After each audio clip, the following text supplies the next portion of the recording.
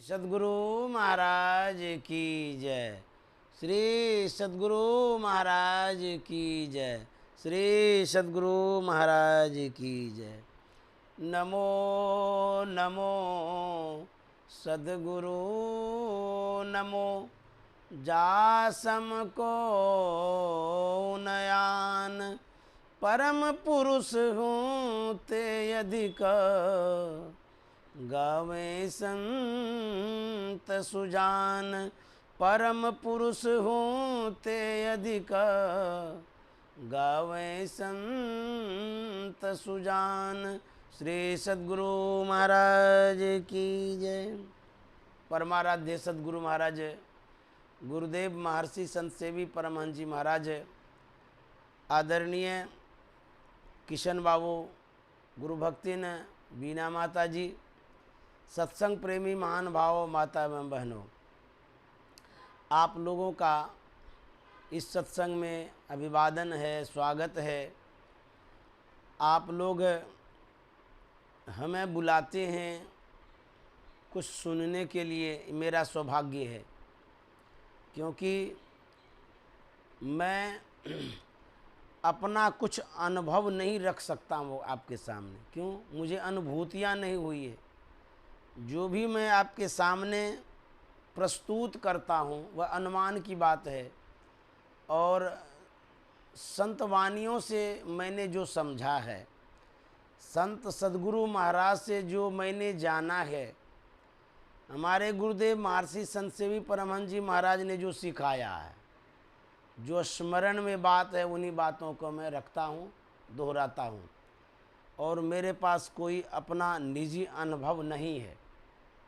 ये सब श्रवण ज्ञान है, पुस्तकीय ज्ञान है, जो मैं आप सबों को सत्संग सुनाता रहता हूँ। हम लोग स्तुति विनती करते हैं प्रातःकाल। स्तुति यशगान करने को कहते, किसी की बड़ाई, किसी का गुणगान, किसी के सम्मान में जो शब्द कहना, उसको स्तुति कहते हैं। हम जिससे उपकृत होते हैं, जिनका उपकार होता है, जरूर उसका यशगान करना चाहिए, कृतज्ञता व्यक्त करनी चाहिए। जैसे आपको किसी से लाभ मिला है, किसी तरह का, चाहे वो आपके परिवार के कोई भी सदस्य हों, या संत सद्गुरु हों, या ईश्वर भगवान हों, जिन किसी से हम उपकृत होते हैं, उपकार होता है, कृतज्ञता व्यक्त करनी चाहिए, बोलना चाहिए, अवश्य मुँह से कहना चाहिए कि आपने बड़ा उपकार किया है। उसका यशगान करने से उनकी सेवा होती है। हम विविध व्यक्तियों से उपकृत होते हैं, अलग अलग तरह से होते हैं। जो जिस तरह के व्यक्ति होते हैं, जिनके पास जो सामर्थ्य होता है, उसके अनुरूप वो आपकी सेवा करता है, या आपको मदद करता है, या हेल्प करता है। तो जो जिससे आप उपकृत हुए हैं, तो उनका नाम लेना चाहिए, यशगान करना चाहिए। तो कहता है संसार के लोग संसार की वस्तुओं से मदद करता है। वो संसार की जितनी वस्तुएं हैं, सब वो परमात्मा का है। मान लिया जाए आपने जो भी एकत्रित किया है, कुछ भी, चाहे वो धन रूप में हो, जड़ रूप में हो, रुपया में भी हो, सब कुछ परमात्मा का ही है, उनकी ही देन है। तो सबसे बड़े उपकारी कौन है, इसका विचार करना चाहिए। तो सबसे बड़े उपकारी होते हैं परम प्रभु परमात्मा, ईश्वर भगवान। कहेंगे वो कैसे उपकारी होते हैं? हमारे उपकारी तो पिता हैं, हमारी पत्नी है, हमारे पति हैं, हमारा बेटा है, बेटी है, परिवार के सदस्य उपकारी हैं। भगवान कैसे उपकारी हो सकते हैं? विचार करेंगे तो पता चलेगा कि भगवान उपकारी होते हैं। यदि विचार नहीं करेंगे तो कुछ भी पता नहीं चलेगा। तो विचार करने के लिए सत्संग में आना जरूरी है, सत्संग में बैठना जरूरी है, सत्संग सुनना जरूरी है, क्योंकि ईश्वर परमात्मा के विषय में सत्संग में ही विचार आ जाता है। तो घर में क्या विचारते हैं? खाने के विषय में, कमाने के विषय में, काम करने के विषय में। सत्संग में विचार आ जाता है कि ईश्वर ने क्या उपकार किया है, क्या मदद किया है। एक छोटा सा एग्जाम्पल, छोटा सा उदाहरण देता हूँ। जो कि मैंने पढ़ा है और सुना है कि ईश्वर कितने उपकारी होते हैं, उस विषय में। एक वृद्ध व्यक्ति था, बीमार हो गया, बीमारी बरसों चली, नौबत ऐसी आ गई कि हॉस्पिटलाइज होना पड़ा। जब डॉक्टरों ने देखा तो ऑक्सीजन पर उसे रखा गया। तो ऑक्सीजन पर जब रखा गया, उसके स्वास्थ्य में सुधार हो गया। होते होते वो भला चंगा हो गया।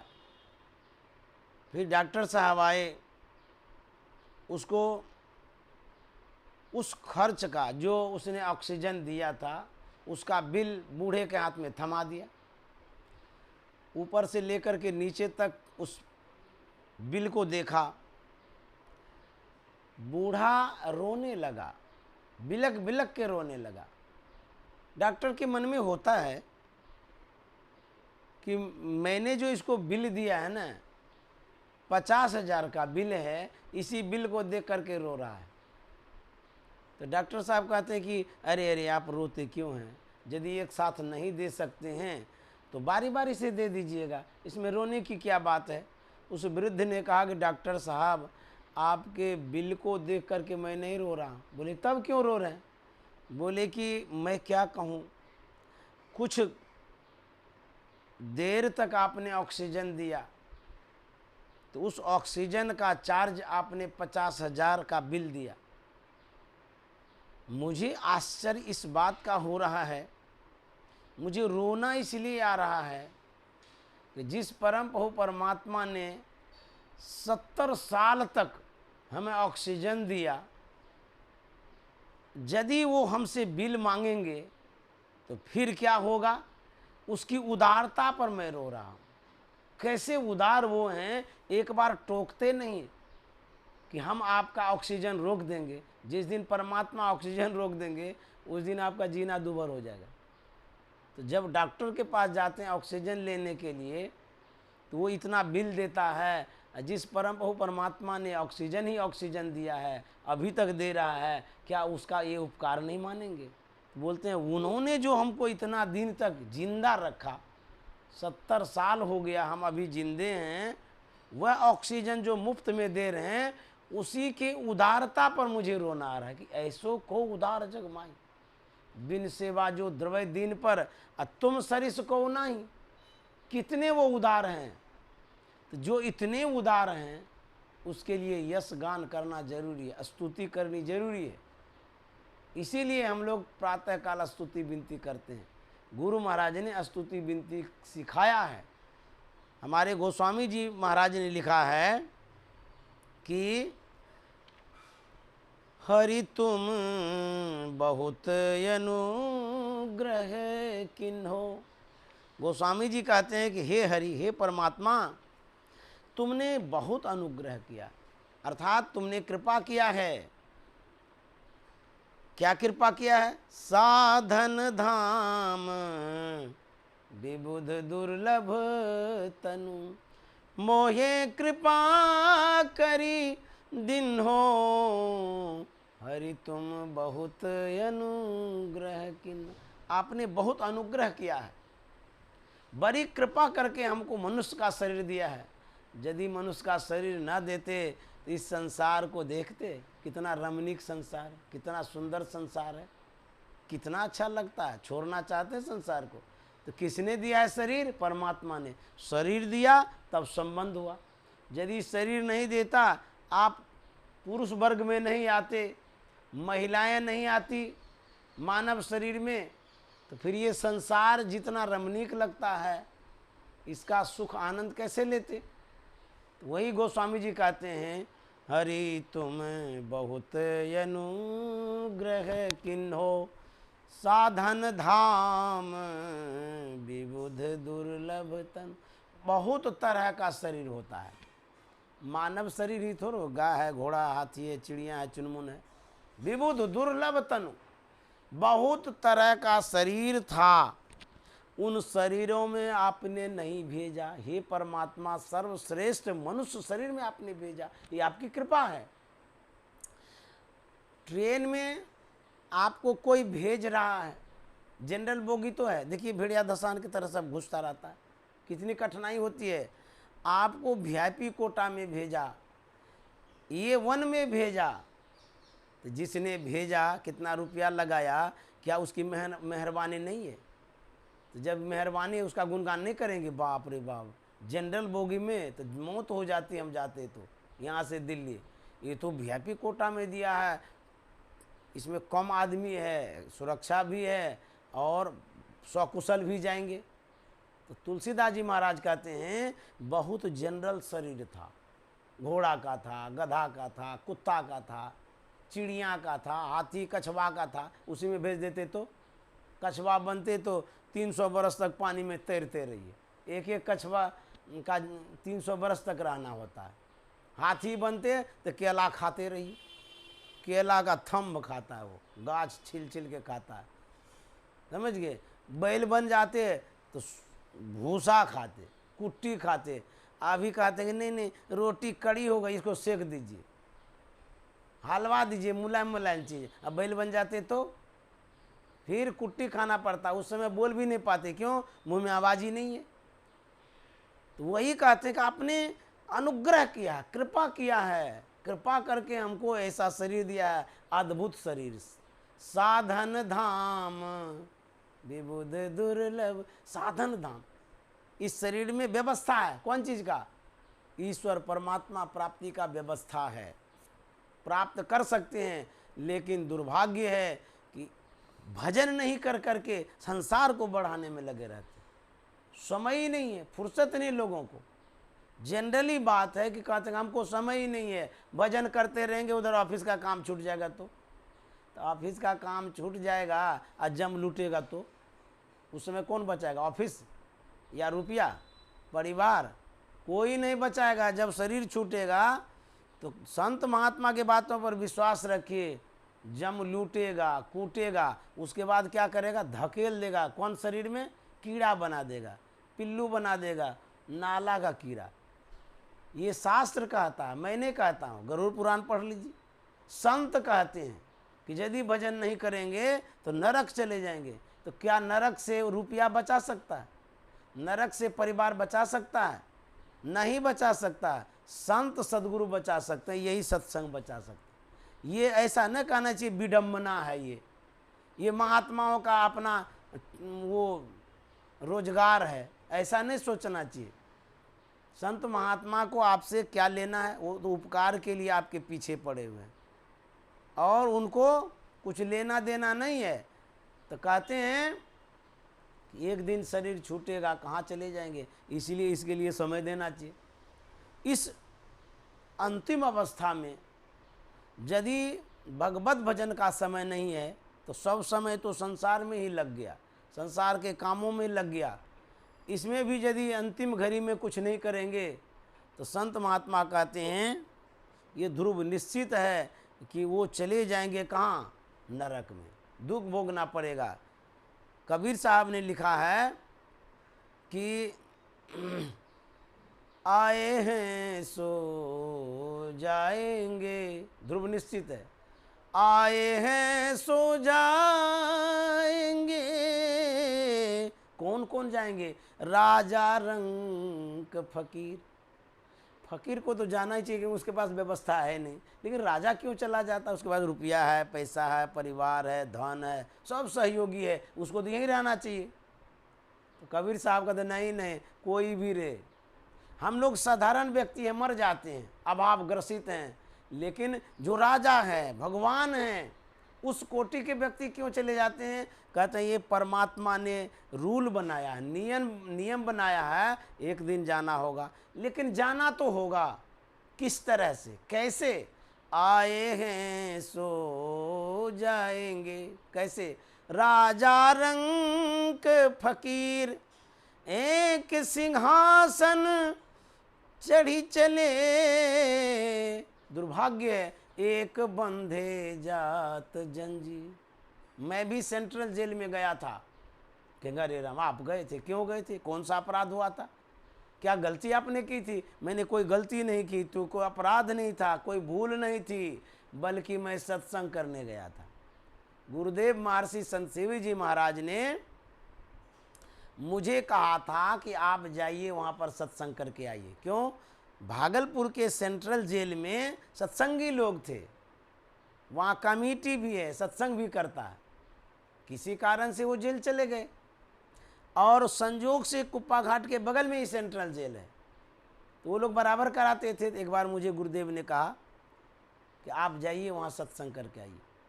तो मैं गया था, ससम्मान गया था, कोई रोक टोक नहीं, एकदम सम्मान से अंदर ले गया। उसके बाद वहाँ पर वो लोग जो कैदी लोग थे बड़ा सम्मान किया, पैर भी धोया, प्रणाम किया, सम्मान से बिठाया, बड़ा खुश हुआ। मैंने सत्संग किया, फिर स्वसम्मान हमको बाहर कर दिया। लेकिन जब कैदी जाता है, अपराधी जाता है, गुनाहगार जब जाता है, तो क्या मेरे ही जैसे ले जाता अंदर? नहीं नहीं, हथकड़ी लगा के जाता, पीटते हुए जाता है और जाके ठूस देता वहाँ कमरे में। यातनाएं दी जाती है, दुख देता है, कष्ट पीड़ा होती है वहाँ पर। लेकिन मैं जब गया स्वकुशल गया, स्वकुशल आया।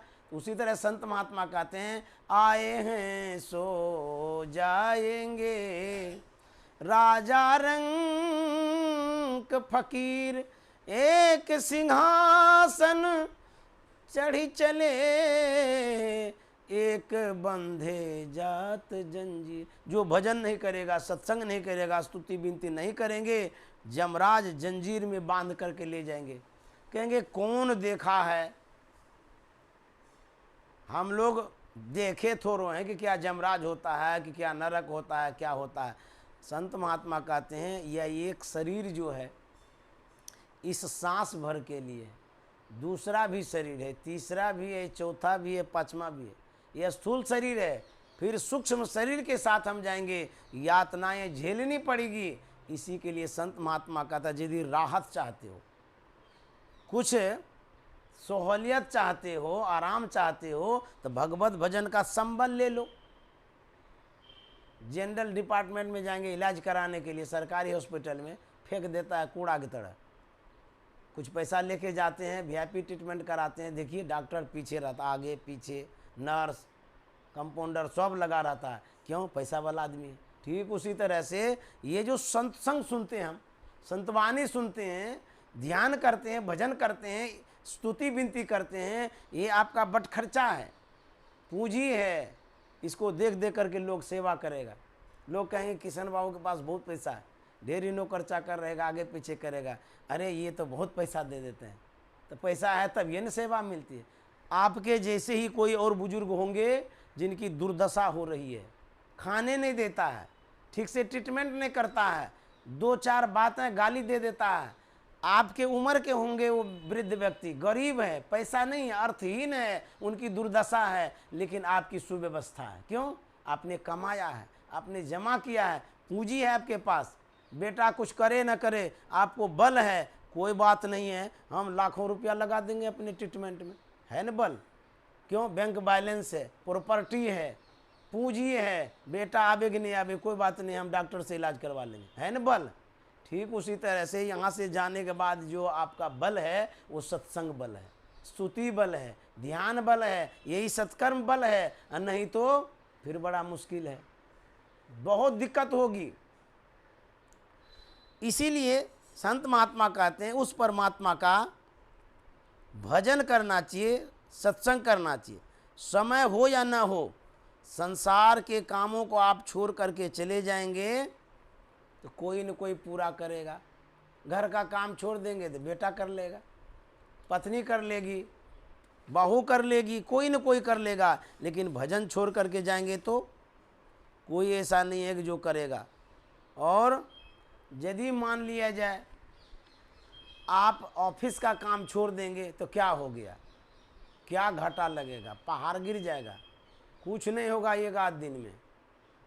लेकिन उसको भी करना है, इसको भी करना है, उस काम को करते हुए करना है।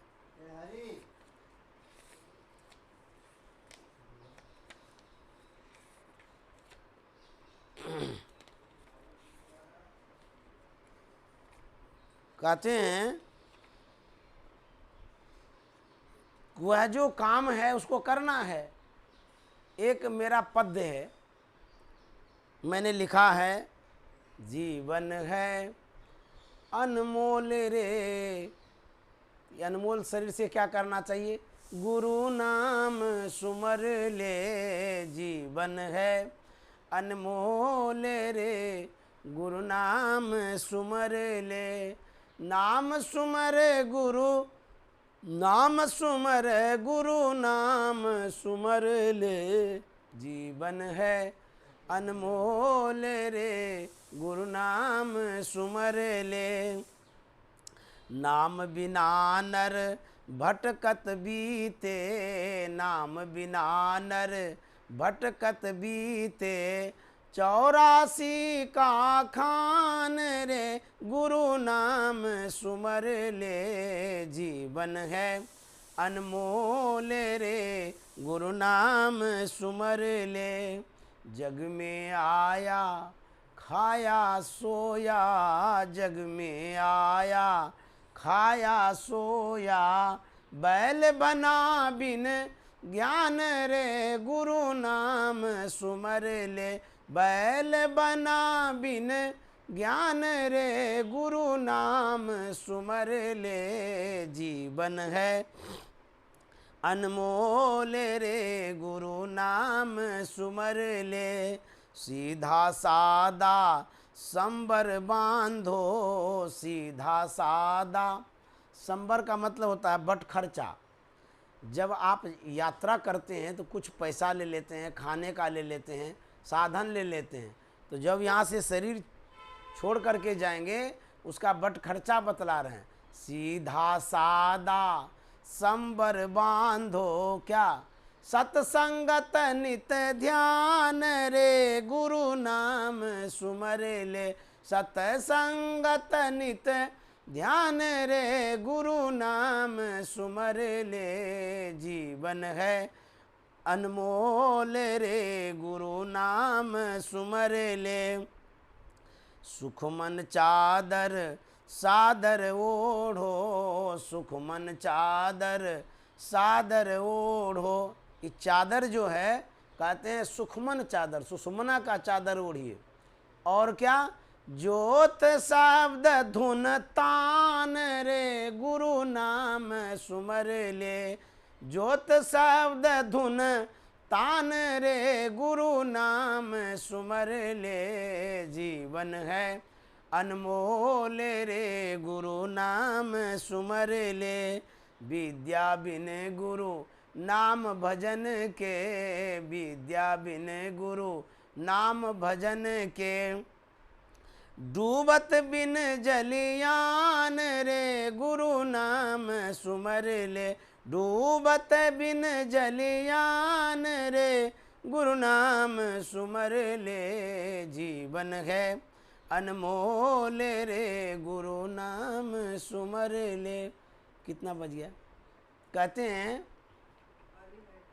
क्या बज गया? कि जो जीवन मिला है, इस जीवन को अनमोल काम में लगा देना चाहिए। अनमोल काम क्या है? कहते गुरु नाम सुमर ले, यही अनमोल है। परमात्मा का अनुग्रह है, कृपा है, मनुष्य का शरीर मिला है, लेकिन इस शरीर से हम अपकर्मों को, अन्यायों को करते रहते हैं। कर्म मंडलों में बज करके आवागमन में पड़ जाते हैं। भगवान की कृपा है, मानता हूँ, लेकिन मनुष्य शरीर ही तो गलत काम कर लेता है, मनुष्य शरीर में आकर के भी गलत हो जाता है। तो संत महात्मा कहता है यदि सत्संग करेंगे तो ये जीवन सुधर जाएगा, जीवन बदल जाएगा। इसलिए ईश्वर के उपकार को मानना चाहिए। तो वही तुलसीदास जी महाराज कहते हैं, साधन धाम विबुध दुर्लभ तनु, मोहे कृपा करी दिन्हो, हरि तुम बहुत अनुग्रह किन्हो। एक युवती थी जिनकी सगाई हो गई थी, विवाह का कार्यक्रम बाकी था। जब सगाई होती है, हम लोग संबंधियों को, कुटुंब को कुछ सौगात देते हैं। ये रीति है, रिवाज है हम लोग के पारिवारिक जीवन का, सामाजिक जीवन का। हम लोगों के समाज में ऐसा होता है कि कुछ गिफ्ट करना चाहिए। लड़के को करते हैं, लड़की को भी करते हैं, चाहे वो रुपया दीजिए कि कपड़ा दीजिए कि फल फूल दीजिए, किसी न किसी रूप में करते हैं। तो जो लड़का था उसके मन में होता है कि मेरी जो होने वाली धर्म पत्नी है, बात तो तय हो गई, अब शादी होनी निश्चित है, सगाई हो ही गई है, अतः मैं एक बेशकीमती गिफ्ट देना चाहता हूँ। मन में सोचा, वह व्यक्ति मन में सोचता है कि मैं एक नथिया गिफ्ट करूँगा, पहनेगी, सुंदर लगेगी, शोभा बढ़ेगी उसकी, मुझे खुशी होगी। वह गया जौहरी के पास, सोनार से कहता है कि जितना आपको धन चाहिए उतना मैं दे दूंगा, लेकिन मैं शौक़ से बनवाना चाहता हूँ एक नथिया अपनी पत्नी के लिए, इसलिए आप मेहनत करके बढ़िया से लगन के साथ उसको बना दीजिए, मैं आपको पैसा दे दूंगा। सोनार भी बड़ा खुश कि बढ़िया कस्टमर मिला, मनमाना पैसा देगा तो उसमें क्या है। बड़ा मेहनत लगन के साथ नथिया बनाया, बहुत सुंदर बेशकीमती आभूषण। लड़का लिया, वह नथिया पार्सल करता है पत्नी के नाम से, उसके एड्रेस में भेजता है। वहाँ नथिया पार्सल रूप में पहुँचा, तो जब वो खोलती है लड़की तो देखती है कि नथिया है। पति के द्वारा भेजा गया गिफ्ट देख करके वो फूले नहीं समाती, बाप रे बाप, हमको इतना मानता है, अभी तो शादी भी नहीं हुई है, शादी के बाद कितना मानेंगे। अपनी खुशियों को बांटने के लिए वो सखियों के बीच जाती है।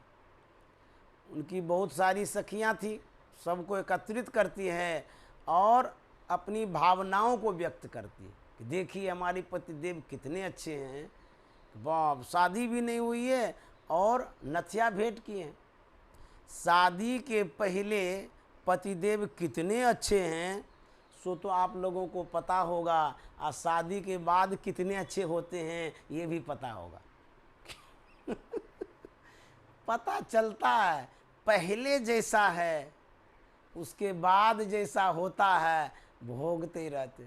बाप रे, अब इतना मानता था पहले, और अब तो समय ही नहीं इसके पास, बात करने का समय नहीं, झांकते तक नहीं है, ऐसे मानते हैं पतिदेव सब, समझ गए। तो वही कहते हैं कि जिनको पता नहीं है वो तो कहता कितने अच्छे पतिदेव हैं, जिनको पता है वो कहता कितने अच्छे पतिदेव हैं। भाई समय ही नहीं है, दिन दिन भर ऑफिस में रहते हैं, एक बार फोन तक नहीं करते हैं, काम में लगे रहते हैं। और जिस समय शादी करके आए थे, बाप रे बाप, छाया की भांति पीछे रहते थे, कहते थे आपके लिए चांद तोड़ करके ले देंगे, ले सितारा तोड़ के लाता है, और 7 जन्म तक निभाने का बात करता है। 1 जन्म तक तो सत्संग नहीं करते हैं और 7 जन्म निभाने की बात करते। कहता सत्संग करो, फालतू बात है, हम जाएंगे उधर काम करेंगे, सत्संग करेंगे, इसी से पेट भरेगा। तो 7 जन्म कैसे निभाएंगे ऑफिस में रह के, ये कौन निभाना हुआ। तो वही कहते हैं कि संसार में ऐसा होता है, कोई कोई पति अच्छे भी होते हैं, मानते भी हैं, लेकिन कोई कोई निष्ठुर होते हैं, निर्दयी होते हैं, भावनाओं को नहीं समझते हैं, भावों को नहीं समझते हैं, डांट देते हैं, डपट देते हैं, बिगड़ जाते हैं। बेचारी पराये घर से आती है, वो रोने लग जाती है, हमारा तो सब कुछ पति ही था और पति ही विपरीत हो गए, मानते ही नहीं है। अब मैं किन के पास जाऊं, किन से दुखरा सुनाऊं, ये सब घटनाएं समाज में होती है। ये जो फर्स्ट इम्प्रेशन होता है, प्रभाव पड़ता है वो, और जब साथ रहते हैं उसमें प्रभाव घट जाता है, मन विमुख हो जाता है। लेकिन ऐसा नहीं करना चाहिए। कोई कोई ऐसे भी पति हैं कि नहीं, एक जैसा मानते रहते, अपना अंग समझते हैं, लेकिन कोई कोई ऐसे हैं कि उसको यातनाएं देते हैं, मारते भी हैं, 2 शब्द अच्छा से नहीं कहते, बिगड़ जाते हैं। साधारण सी बात बोलते हैं, झिल्ला करके बोलते हैं तुम एक ही बात बोलती रहती हो, मुझे काम है, जाना है, तुमको हर वक्त चाहिए, ये चाहिए तो वो चाहिए, घर का चाहिए तो अपना चाहिए, चाहना ही रहती है। हमारा तो बाल पक गया तुम्हारे विषय में सोचते सोचते। इतने अच्छे होते हैं पतिदेव, समझ गए। वही कहते हैं ये सब होता है। अच्छा, हमको क्या पता कि कैसे पति होते हैं, कैसी पत्नी होती है, हम तो शादी किए ही नहीं है। तो जो किया है उसको पता होगा। अब क्या क्या होता है पता नहीं। जब बिहार में शराबी अपनी पत्नियों को दुख देता था, मारता था, कष्ट देता था, वो पत्नियां, वो माताएं, वो बहनें चिल्लाती थी, छटपटाती थी, कड़ाहती थी, भगवान से प्रार्थना करती, हे भगवान ये क्या हो गया, ये शराब पी करके आता है, हमको मारता है, पीटता है, मानता ही नहीं है। क्यों? शराब में बुद्धि विपरीत हो जाती है। भगवान ने सुना और बिहार सरकार के दिमाग में घुसा। जो वर्तमान में नीतीश कुमार हैं, उनके मन में ये बात घुसी कि महिलाओं को बहुत कष्ट देता है शराबी, तो शराबें बंद कर दो। चाहे कम ही रूप में मानता हो लोग शराबबंदी को, लेकिन बहुत माताएं लोग धन्यवाद दिए थे उनको कि बहुत अच्छा किया, हमारे घर का कलह मिटा, क्लेश मिटा, दुख मिटा, अब मैं निश्चिंत होकर के सोती हूँ। नहीं तो घर घुसते ही महाभारत शुरू, और ये महाभारत भोरम भोर तक चलता था। वो महाभारत तो कितना दिन में समाप्त हुआ था, और ये महाभारत, शराब वाला महाभारत चलते रहता था। अरे शादी के बाद से लेकर के बुढ़ापा तक चलते रहता था। कितना सुकून मिला उन महिलाओं को जिनके लिए नीतीश कुमार ने इतना अच्छा काम किया। तो वही कहते हैं कि पति कितने अच्छे होते हैं वो बाद में पता चलता है, समझ गए, पहले नहीं चलता है। तो ये युवतियां सब यही बात कर रही थी कि नहीं, आपके वाकई में पतिदेव बड़े अच्छे, बाप रे बाप, इतना सुंदर आभूषण गिफ्ट भेंट किया, बाद में कितना मानेंगे। होते होते जितनी लड़कियां थी सब सड़क तक चली गई बात करते करते। कभी कभी जब आपके मन में खुशी होती है, प्रसन्नता होती है, आप बहुत खुश होते हैं, उसको बांट देना चाहिए। बोले बांटेंगे कोई फल है, कोई कपड़ा है, पैसा है, बांटेंगे नहीं। मन की भावों को, मन की बातों को यदि आप दूसरे के सामने रखते हैं तो ये बांटना हुआ। तब क्या होगा, उन खुशियों में आप एडजस्ट कर पाएंगे। नहीं तो कहते खुशी में भी लोग पागल हो जाता है। कहते हैं ना, बाप रे बाप, इतनी खुशी कि जमीन पर पैर नहीं टिकता है, उसमें लोग पागल होता है। तो खुशी को पचाना नहीं चाहिए, बांट देना चाहिए। ये लड़की चली गई बांटने, सभी सखियों को कह रही है, अपने भी खुश हो रही है, और जितनी सखियां थी वो भी खुश हो रही है। उसी होकर के एक महात्मा जी आ रहे थे। महात्मा जी देखते हैं लड़कियों का झुंड, और आवाज़ भी आ रही है कि हमारे पतिदेव अच्छे हैं, हमारे पतिदेव अच्छे हैं। महात्मा को बड़ा आश्चर्य लगा कि लड़कियां पतिदेव पतिदेव करती हैं, क्या अच्छा है, थोड़ा जा कर के जाने। तो जब करीब में गए, महात्मा ने कहा कि तुम लोग एक ही रट लगा के रखी हो, पतिदेव अच्छे हैं, आखिर क्या बात है, तुम लोग सब एकत्रित होकर के क्या मीटिंग करे, क्या विचार करी हो, क्या तुम लोगों को मिला है। जो लड़की सगाई होने वाली थी, जिनकी हो गई थी, वो लड़की महात्मा से कहते हैं कि महाराज, मैं इसलिए अपने पतिदेव का गुणगान करती हूँ कि जो होने वाले पतिदेव हैं उसने मुझे सुंदर बेशकीमती आभूषण नथिया भेंट किया है। अभी जब इतना वो मानते हैं तो बाद में कितना मानेंगे, इसलिए मुझे खुशी हो रही है। महात्मा सोचते हैं, अच्छा ये बात है, तुमको नथिया मिला तो तुम इतने फूले नहीं समाती हो। वाकई में जिनको गिफ्ट मिलता है तो खुश नहीं होते कि हमको गिफ्ट दिया फलाने व्यक्ति ने। तो महात्मा ने कहा कि तुमको जागतिक पतिदेव ने नथिया दिया तो गुणगान करते, नाम लेते थकती नहीं हो। जरा सोचो, जिस जगतपति परमात्मा ने तुमको नाक दिया सुंदर सा, उसका नाम नहीं लेते हो। नाक नहीं होता तो नथिया कहाँ लगाती, सुर्पनखा बना के भेज देता तो तो नाक किसने दिया? परमात्मा ने। किसका गिफ्ट बड़ा है? परमात्मा का। नाक नहीं होता, नाक काट के भेज देता तो नथिया कहाँ लगाते? तो कहते हैं परमात्मा का जो गिफ्ट है वो बड़ा है। शरीर है तबीयत संबंधी है, तब न पतिदेव हैं। और शरीर नहीं होता तो पतिदेव कहाँ से होते? महात्मा ने कहा नाक परमात्मा ने दिया है, नथिया तुम्हारे पतिदेव ने दिया है। तो परमात्मा का गिफ्ट बड़ा है, इसीलिए उसका नाम लिया करो। और नहीं तो इस जन्म में तुम नथिया तो पान लो और दूसरे जन्म में नाक काट के भेज देगा कि तुम मेरा नाम नहीं लिया तो इसीलिए नाक ही नहीं रखेंगे, जाओ पहनो नथिया। तुम बार बार पति का नाम लेती हो, उसका भी नाम लो। वो भी उपकार करते हैं, खिलाते हैं, पिलाते हैं, कमाते हैं, अच्छा से रखते हैं, नाम उनका भी लो। लेकिन परमात्मा को भी मत भूलो। और यदि परमात्मा को भूलोगे अंग भंग करके भेजेंगे।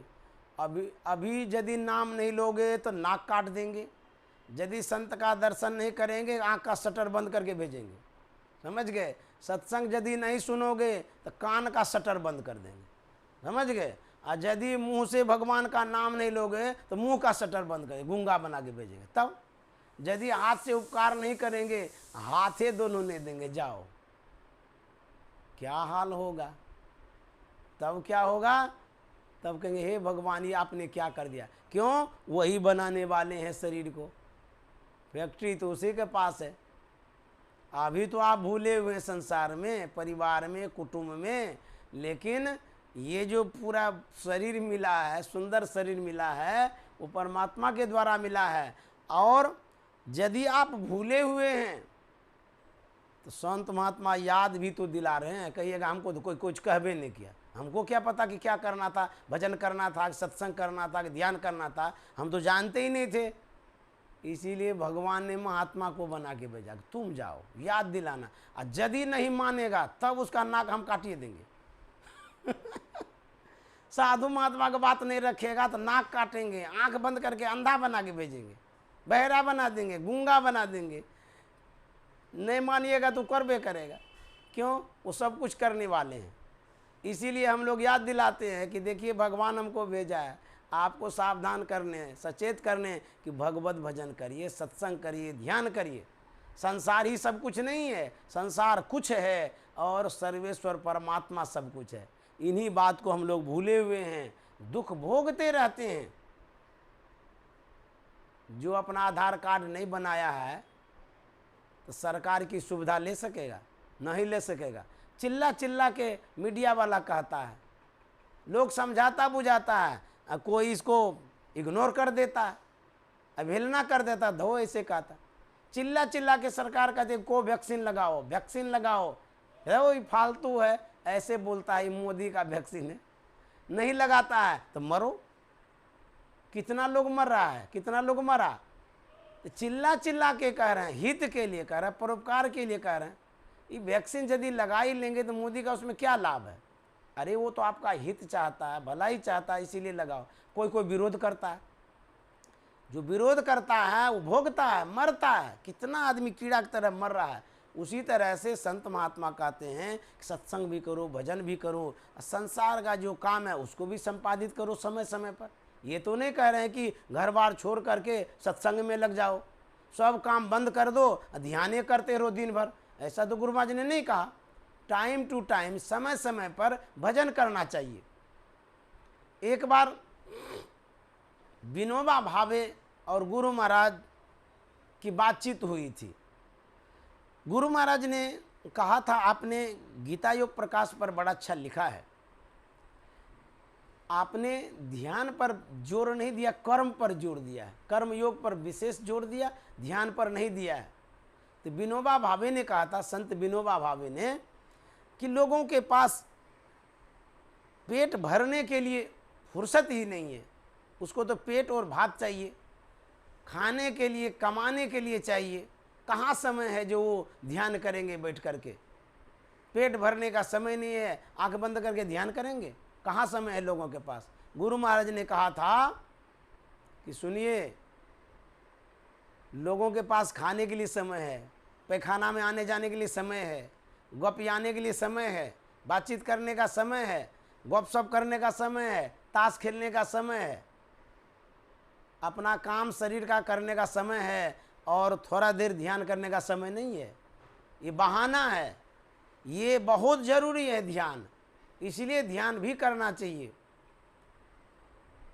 ध्यानाभ्यास करो सद सद ही, चातक दृष्टि बनाई हो। लखत लखत छवि बिंदु प्रभु की, ज्योति मंडल दसी धाई हो।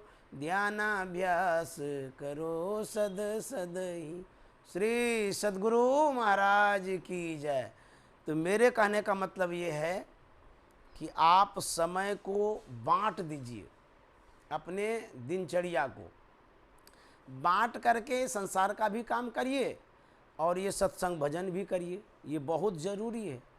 संसार जरूरी है तो ये सत्संग बहुत ज़रूरी है, लेकिन इसका महत्व नहीं समझते हैं, कुछ करते ही नहीं है। और जब दुख होता है तब उसमें पछताते हैं।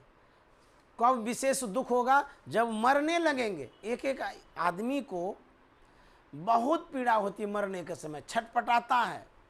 मैं यही की बात, कलकत्ता की बात 1 मिनट में समाप्त करूंगा। यही के सत्संगी हैं, हमको ले गए थे घर पर। उनकी सासू माँ बीमार, बरसों से वेंटिलेटर पर लेटी हुई रहती थी, नर्स लगी हुई थी घरे में। मैं वहाँ गया, उसको सत्संग सुनाने के लिए हमको बुलाए थे। मैंने सत्संग सुनाया, लेटी लेटी वो सुनी। व्हील चेयर जैसा होता है ना, वेंटिलेटर। उसके बाद मैंने उनसे पूछा था कि माता जी, आपको कैसा संसार लगता है, क्या मन में होता है? वो हमसे रो करके कहती है कि बाबा, मैं भगवान से प्रार्थना करती हूँ कि मुझे उठा ले। इतना दुख होता है, पड़े पड़े नरक में जीवन है। पैखाना पेशाब सोए सोए, खाना भी सोए सोए होता है, बहुत दुख होता है। और मुझसे वो कहती है कि बाबा, मैं आपसे भी प्रार्थना करती हूँ कि भगवान से प्रार्थना आप करिए कि हमको जल्दी ले जाए। देखिए मरने के समय कितना दुख होता है, कितना कष्ट होता है। भीख मांगता है कि मुझे मौत दीजिए, फिर भी मौत नहीं मिलती है। कहते हैं कि यदि भगवत भजन करेंगे तो क्लोरोफॉर्म का काम करेगा। कैसे? जैसे ऑपरेशन होता है तो सुई दे देता है भोथा करने के लिए, या कुछ सुंघा देता है तो पता नहीं चलता है पीड़ा का। ठीक उसी तरह से भगवत भजन यदि करेंगे, स्वाभाविक शरीर छूटेगा, उतनी पीड़ा नहीं होगी जितनी सर्वसाधारण को होती है। इसलिए भी सत्संग और भजन जरूरी है। मैं यही निवेदन करके आज तो चला जाऊंगा कि जो समय बचा हुआ है उसको संसार में मत लगाइए। क्यों? संसार नहीं जाएगा आपके साथ। और यदि आप संसार को छोड़ दीजिएगा, कारोबार को यदि छोड़ भी जीत दीजिएगा, तो कहते हैं पूत सपूत तो क्या धन संचय, अपूत कबूत तो क्यों धन संचय। मान लिया जाए आप यदि काम भी छोड़ देंगे, क्या आप भूखे रहेंगे? आपके पास इतनी पूंजी नहीं है कि सांस, अंतिम सांस तक आप खा सकते हैं। जब आप खा ही सकते हैं तो अपना खाते रहिए, दूसरे की चिंता क्यों करते हैं? पत्नी अपना सोचेगी, बच्चा अपना सोचेगा, आप अपना तो कम से कम अंतिम समय में भजन कर लीजिए। छोड़िए झंझट को, नहीं जाएगा साथ में, कोई मदद नहीं करेगा, न पैसा न कुछ भी। छोड़ दीजिए एकदम, ये जवान लोगों के ऊपर छोड़ दीजिए। आप क्या करिएगा? अभी बैठ करके भजन करिए, सत्संग करिए। मन नहीं लगता है तो इधर उधर जाइए, फिर भजन करिए, सत्संग करिए। खाने का दिक्कत नहीं, बहुत रुपया आपने कमाया, इस जीवन को संसार जड़ के साथ ही तो लगाया, जमा करने में लगाया। कम से कम परमात्मा के लिए अब तो दे दीजिए थोड़ा सा समय। इन बातों को यदि समझेंगे तो ठीक ही ठीक है, नहीं समझेंगे तो अब आगे क्या होगा, आगे समझ पड़ेगा भाई। ये तो आप जानेंगे, भगवान जानेंगे, मुझे तो कुछ भी पता नहीं है। जो मैंने जाना वो सुनाया, अब मैं चला। श्री सद्गुरु महाराज की जय।